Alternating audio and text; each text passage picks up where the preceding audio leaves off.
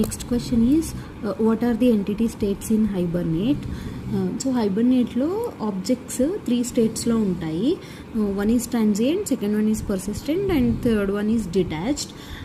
So హైబర్నేట్లో ఒక entity object life cycle అనేది ఈ 3 డిఫరెంట్ స్టేట్స్లోనే ఉంటుంది. సో ఫస్ట్ స్టేట్ గురించి ఇప్పుడు మాట్లాడితే ట్రాన్సియెంట్ స్టేట్.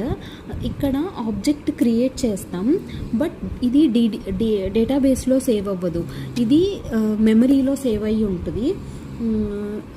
అండ్ అంటే ఇది టెంపరీగా అవైలబుల్లో ఉంటుంది, మనం పర్సిస్ట్ చెయ్యము, బట్ దీన్ని మనం యూజ్ చేసుకుంటాం. అండ్ నెక్స్ట్ది వచ్చేసి పర్సిస్టెంట్ స్టేట్. ఇక్కడ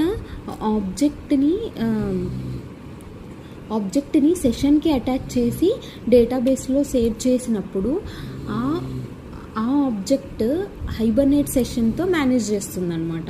సో ఏదైనా చేంజ్ చేసిన అది ఆటోమేటిక్గా డీబీలో అప్డేట్ అవుతుంది.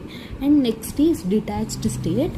సో సెషన్ క్లోజ్ అయ్యాక ఆబ్జెక్ట్ హైబర్నేట్ సెషన్ నుండి డిటాచ్ అవుతుంది. ఇప్పుడు ఆబ్జెక్ట్ మెమరీలో నుండి